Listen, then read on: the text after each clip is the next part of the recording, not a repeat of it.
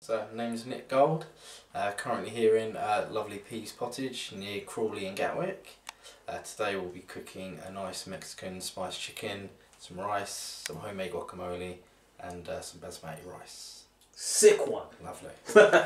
This was cooked by a guy that used to live off junk food and super noodles. I went to uni with this guy. He's all grown up. I guess it is true what they say.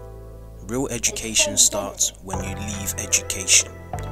Let's get a lesson from my boy Nick, a working father and a home cook who's learned a thing or two in the kitchen on This Food Bangz. Today I'm near Gatwick. No, I'm not here to catch a flight. I'm here to see my friend Nick. We've known each other since uni. Picture a stereotypical uni fresher going from rave to rave, living on cheese puffs and pot noodles. Believe me when I say that was my boy Nick. But today he's an accomplished and driven family man, and we're going to talk about life after uni and how fatherhood has changed him and his eating habits. I've got my fork and knife and I'm ready for a big munch. I'm starving. Man, right, Nick. Come on in. Uni boy. How's it going? Yeah. Welcome to This Food Bangz. Jeez. I'm out the ends. I'm near Gatwick. That's it. I'm not catching any flights, unfortunately, due to, COVID and the pandemic. It's sad times. I'm not catching flights, but I'm catching a meal. You know what I'm saying? All the way in Gatwick with my boy Nick. I went to uni with this guy. That's it. And he's invited us in for a special treat. How you doing, Nick? Yeah, I'm not too bad, mate. Love Just that. surviving in the current climate. Yeah. Obviously cooked a nice meal. Yeah. Hopefully enjoy it. Yeah, man. I'm looking forward to it, man. It looks really good, mate. It looks really good. What's on our meal? Just describe to our viewers what's on our plate right now. You've got nice spiced Mexican chicken. Obviously got that idea from a barbecue which my mate was doing a few years ago. Yeah. Some homemade guacamole. Some nice fried peppers, mushrooms and onions. Finish off with some nice basmati rice. Nice. Nice. And can you talk us through the process then? So how did, from start to finish, just briefly. So with obviously the chicken marinated. By the way, I'm gonna tuck in. Oh, sure. Like, chicken, obviously we marinate it with the spices and some Greek yogurt beforehand. Yeah. Let it marinate for a few hours. And then obviously when you come in to do the cooking, you can prepare the guacamole. Yeah. An hour before. Yeah. Rice, it just takes about 10 minutes to cook. Usually just make sure the chicken's fried, cooked, let it sit for a bit, and then cook the veggies, and then it's nice and ready to go. It doesn't take long to cook, but obviously it takes 2 minutes to eat. Yeah.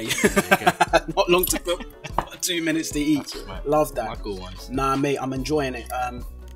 The chicken is not dry. The way because you put it on high heat for some time, it's not dry. It's really nice. You got to put, especially with the marinade and yogurt, put it on high heat, let it sit, and then turn it down, let it cook through, keep all the juices in, and then let it sit in its own juices for like 10-15 minutes. Right. Keeps it nice and juicy.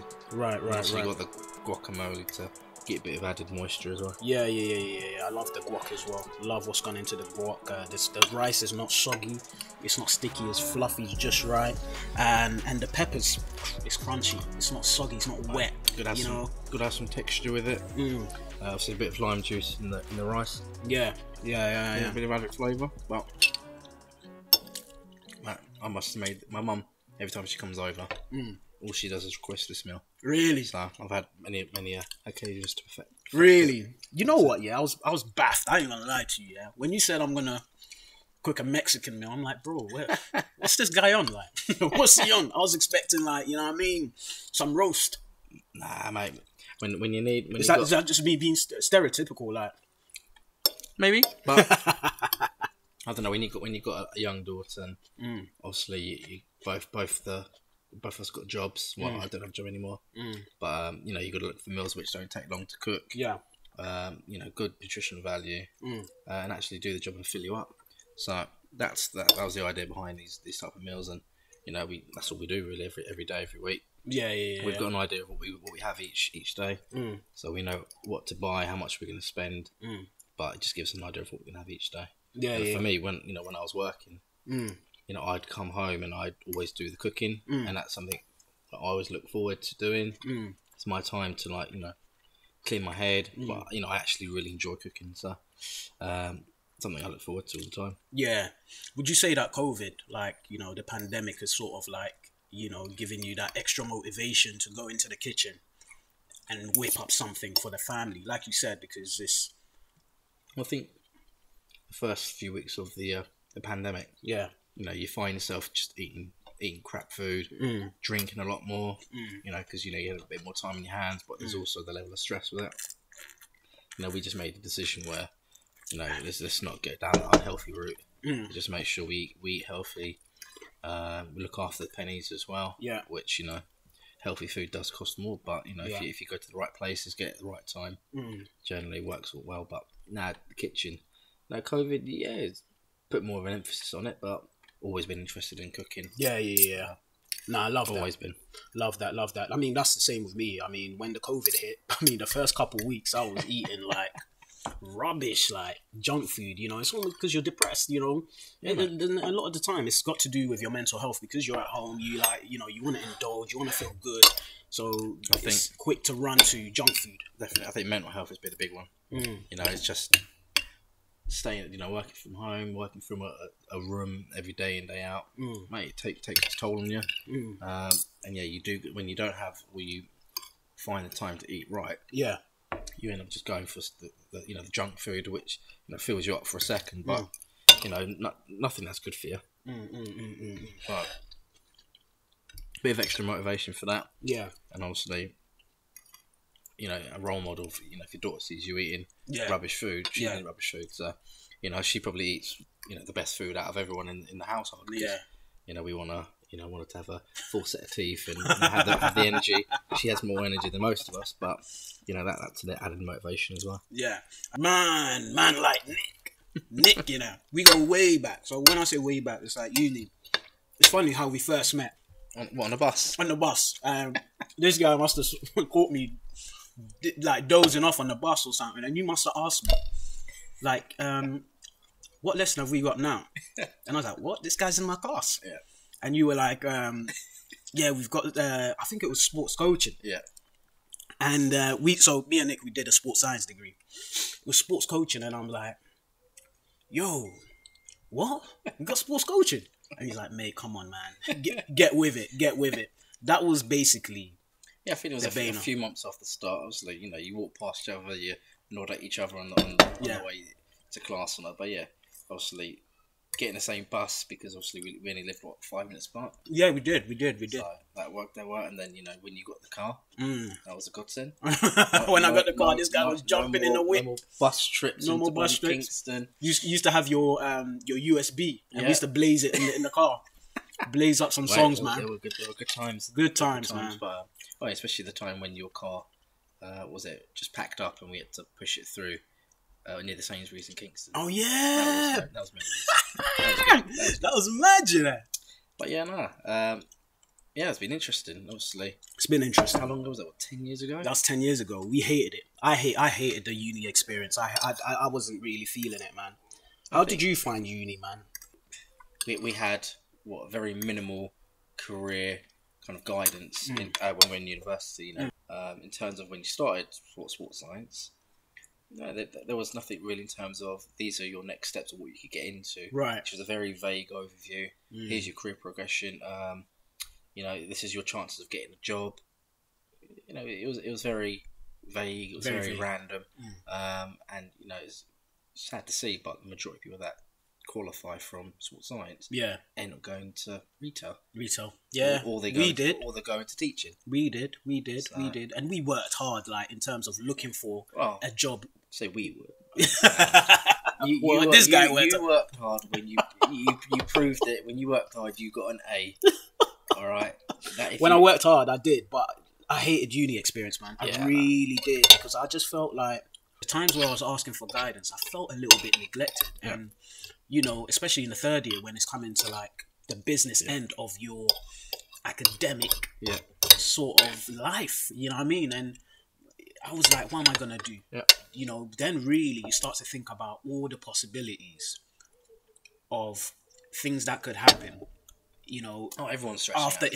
Everyone's stressing out because you're thinking about your disso. But even then, whilst I was doing my disso, I was like, what am I actually gonna do? Yeah.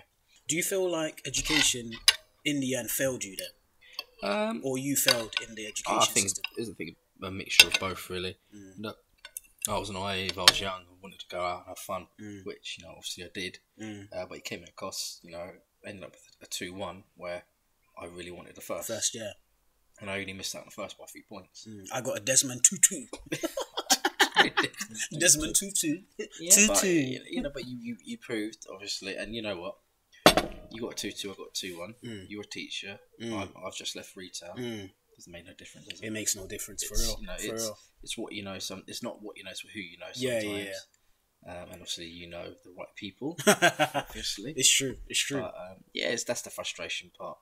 But that's the life now, isn't it? It's not really what you know; it's who you know. Yeah, in the end, like I feel like education. I mean, I'm a teacher, and I'm starting to slowly lose faith in the system, in the institutionalized way of, teaching these kids like real life. You know what I'm saying? No, that's it. Real life. Yeah, I definitely think education right now, they should be really emphasising on IT, yeah.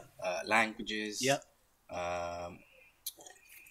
Food and nutrition. Yeah. Seen as obesity is one of the biggest Money management factors in the NHS. Money management, 100%, especially in the COVID. But also, when you leave school like what, 16 is it? Yeah. What if I want to buy a house? Yeah. No guidance, knowledge on that. Because you did, like Nick has got a lovely home. Like I can't explain to you how nice his house is. In Gatwick, you got onto the property ladder, and you had no idea. Of course not. Didn't know how. We went. When I was 18 to 21, we rented with my mates. And, you're fine just chucking money down the drain. But in terms of financial management and just the knowledge on it, they don't.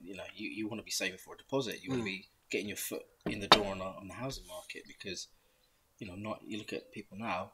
Majority of them are just going to be renting for the rest of their lives. Yeah, it's just no way to go really. I think if you were to have a mortgage advisor coming into school and just going, guys, this is what you need to get, your own property.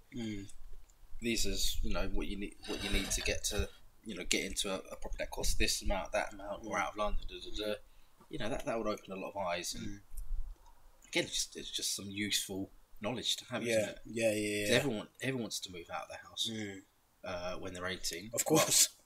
Majority of people do anyway. It's not happening though, is it? Let's be honest. It's not happening. And when you get a house and you get the keys first time, say it's yours. That's a massive accomplishment. That's a massive. Once you get your foot in the door, the banks recognise that, and when you go for your second or third home, you're going to earn 3 homes. Yeah. When you upsize. Yeah. They'll see you're paying your mortgage regularly without any issue. And then, it's just a good way to step up, really. Yeah, for real. I think it's just they're not providing the opportunities. You've got all the, help to buy schemes and all that, but at the end of the day, you don't own the house outright. This is it. The banks own, a percentage of it. So I think it's that freedom, it's giving the opportunity. But it all starts from, giving them the right tools and knowledge in school, which they don't do. Yeah, if you're lucky, you get it from your parents, or you get, if you're even lucky, you get some inheritance, which we didn't do that. We worked hard for a good, healthy deposit, and then we had to move out of London just to get a house that, we got a 3-bed house, bit of a garden, commutable into London, and also near Gatwick, so going on holidays, ideal. But you'd have to leave your familiar surroundings, your friends, your family, just to go somewhere where you can afford. Yeah. And you find that everyone's doing it now. But it's sad though, because then you feel like that sense of community is lost along the way, because I'm thinking about it, and I love being in London. I love being close to my family. Trust me, if I can move back to London, if I could afford London, I'd do it tomorrow. Really? Yeah, 100%. I love London. It's just the convenience. You got your friends, your family there as well. And I know it. It's like when you come somewhere out here, you don't know it, it's not familiar. You've got to get used to everything. Is there a community here? I'll be quiet now because we're in the garden, but I wouldn't really say so.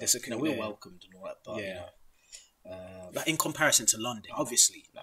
Come on, with London, because you know people, you know where your family lives. You went to school there. You got school friends there as well. Even university friends there as well. It's sad though, don't you think? Yeah, it's sad. Obviously, my dad still lives in Wembley. Yeah, but my brother moved to Chelmsford. Wow. My sister moved to Hertfordshire. It's not too far. It's but not she far. went to Hertfordshire and we moved to Gatwick. Yeah. Obviously, he's on his own. And he's, he understands none of us can afford to live in London. Yeah. But he now wants to move out of London and he doesn't know where to go. Because we're all like different ends of... That's the thing. Yeah. And there are going to come times where you're like, yo, Nick, I need, can you babysit for me just quickly? Trust me, that's been a constant pressure for us or challenge. Because, if we want to go out, we need to find someone to babysit. We'd rather keep it in the family. But it means them coming all the way out to Gatwick, which, again, isn't ideal. It's scary, though, because it's like that close-knit community, that close-knit family sort of values, it's not there for your little one to even see or experience, you know what I'm saying? And that's upsetting, man. I mean, even me, take me, for example. I've got the money saved up. I went to the bank. I'm like, how much can you lend me? 190k. What can I get? Yeah, what can you get? You get a shed. Mate, you get nothing on the right now. Said I get a shed. And it's sad because now I'm having to look at yards outside of London. Like, I'm talking like Manchester, Liverpool. And I'm just thinking, yeah, don't get me wrong. I want to own a property. I want to get on the property ladder. But it's like, at what cost? Leaving my family to one side and yeah. I don't know. It's tough, mate. I don't know. It's my partner Marius, he's from Ireland. Yeah. And, Yeah. Obviously, they're from a little village and they're used to their families doing everything together. Right. Supporting each other, babysitting. Over here our daughter hasn't got any cousins. Right. Over there she's got 10 cousins, and they're all like similar age to her. Right. So they're all having a good time, and she's on her own. I mean, you take her to the playground, and she's playing on her own. That's the bit they get you. So we're going to Ireland for a birthday in September. Yeah. They're throwing a party and everything. So it's going to be really good. It's good, man. And that's important because you mentioned the Irish. I mean, there's a big community. They love their family vibe, That's the culture. For real. Man, it's crazy. It's hard, man. It's not easy. It's not easy. This property, what was more of a big achievement? Is it getting a degree from uni or getting onto the property ladder? Degree, I wouldn't even say that's one of my biggest achievements. Really? I'd say daughter, buying, this house that we're in, and obviously getting into a senior role. Yeah. But doing them at the same time. Right. Yeah. Right. Let's get back on food. Because got to finish it first. I know, right? You opted to go for this Mexican dish. I want you to tell me when you first had this dish, how you felt, where you were, what your senses were doing. You know what I'm saying? Because Mexican, jeez, man, like.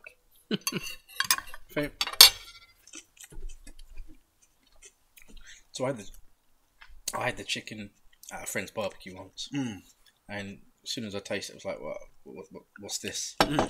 So there was nothing special. I just went, how did you make it? What did you put into it? Because I probably ate like half the chicken that he made. So I found out the recipe, brought it home, obviously made the chicken first. And obviously you add your own kind of touches to it. And I've been making that chicken for the last 6 years. But then when you look at Mexican, obviously me and my partner love Mexican food. We love guacamole, love the rice, everything. So I thought, let's just put a random few things together. And this isn't the finished article. You can always change it. We like a bit. Majority of the time we put refried beans on it as well. Okay. It just gives it that extra taste as well. Yeah. But when you look at it, it's not expensive to make. Right. It doesn't take long to make. Yeah. And it's tasty. I mean, this is the thing, innit? I think a lot of people think that, oh man, it's gonna take long to make, it's expensive. But Deliveroo, if you order something from Deliveroo or Uber Eats, it takes the same amount of time to get your food here. It's cheaper, I think, if you go to the store. That's it. I think for all the ingredients here, obviously the chicken probably costs the most. But when you look at all the ingredients, 3 plates probably cost about £7.50, £8. Wow. When you can spend that in one go. On just one sort of meal for yourself. And that filled me up. Obviously if you're training or doing exercise, you've got all your nutrients there as well. And daughter will, if you eat that in front of my daughter, she will demolish it as well. Really? That's good though, because kids nowadays, man, getting veg into this. I mean, you got to be creative in how you get it in them, and she loves everything on that plate.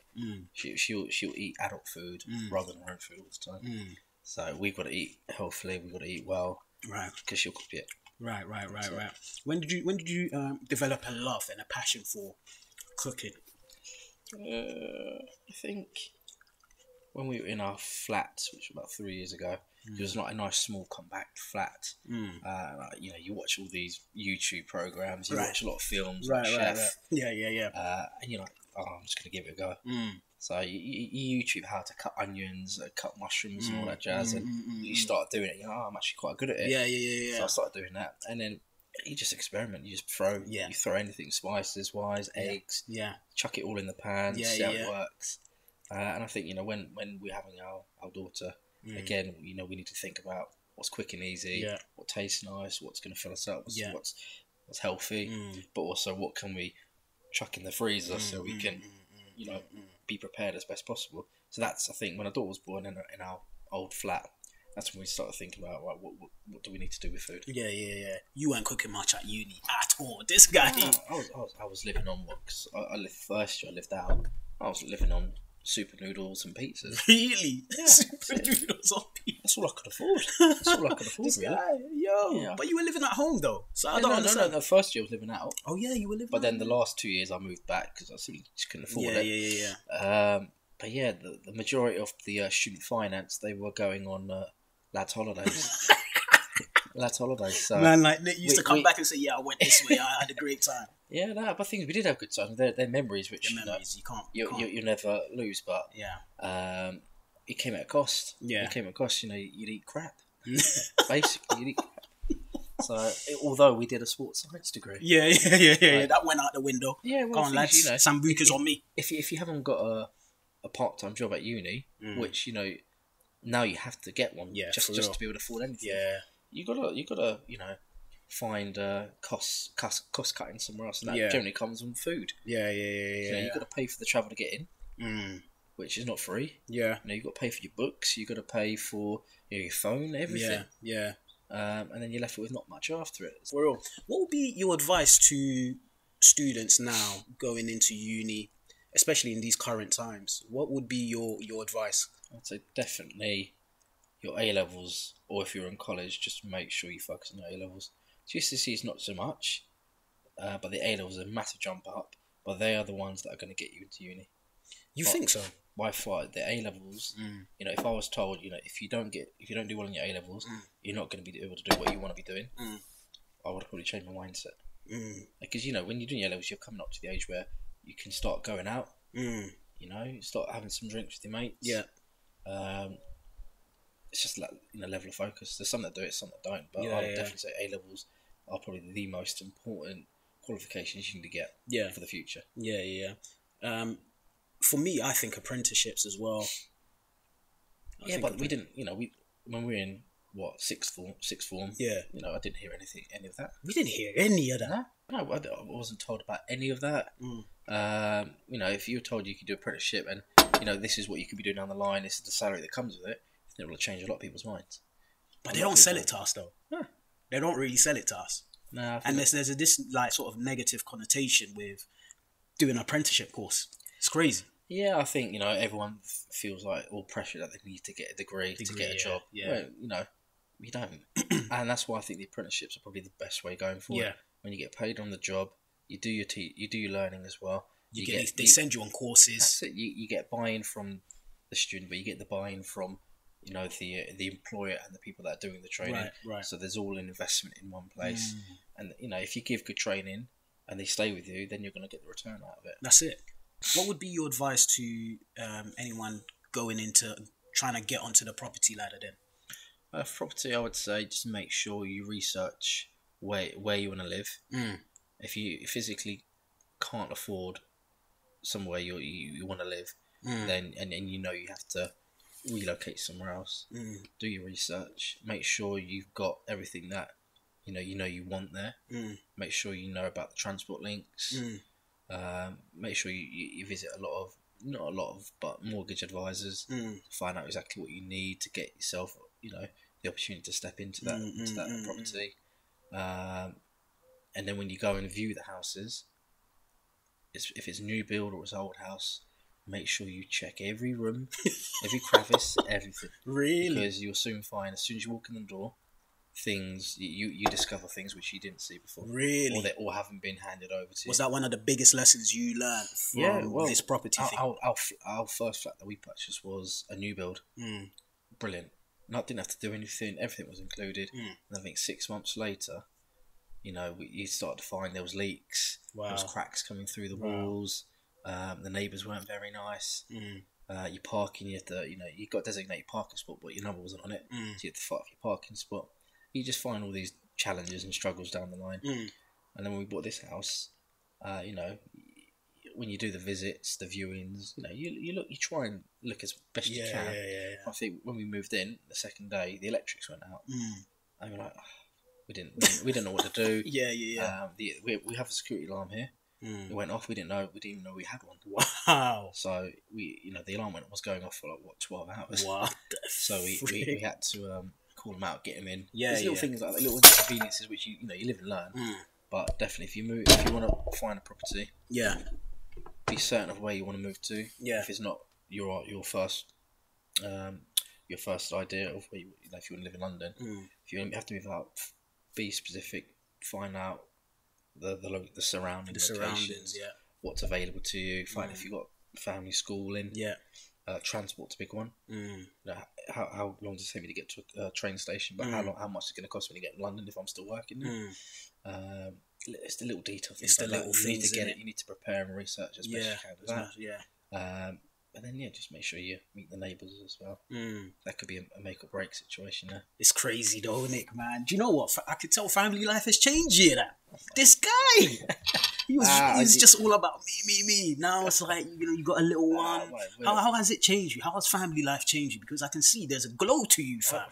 You're glowing. I think that now obviously the stress and pressure of having a full-time job in retail, which was on the go all the time. Having that.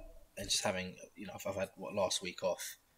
I had a time to just chill out. I've done, a lot of exercise, eating well. Even 1 week, it can change everything. But in terms of family life, jeez. Obviously, when we're at university, you're going out 3 times a week to local nightclubs. That's had to calm down a bit now, isn't it? I haven't been to a nightclub in 4 years. Jesus, you were a bandit. This guy was in every nightclub. In Kingston, McCluskey's, McCluskey's, Oceana, the works. That's all part of the university experience. That was brilliant. Wouldn't change it. But now obviously having a daughter, and having a full-time job, no energy for it. No energy for it. So you gotta use your energy wisely. And what I like to do was eat, cook. Spend some time with the family, and also do a bit of exercise. So the priority list does change everything. Everything else, because a little 2-year-old kid. They take the energy out of you. Don't know where they get their energy from. But it probably comes from you because they have so much energy, and by the end of the day, you don't have any. That's why it's important to eat well as well. That's it. But you know what? It's worth it. It's worth it. Listen, hey Nick, man, it's always a pleasure. Got free food out of it. This guy cooked me a Mexican dish.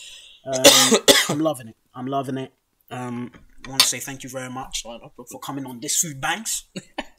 You know what I mean? Well, hopefully it does. Listen, it bangs, man. It bangs. Do you know what? I thought it was gonna be dry. I was a bit nervous because you were roasting that chicken. That chicken was grilled. You know what I mean? Nicely grilled, succulent. It's flavoursome, and like I said, the peppers were crunchy.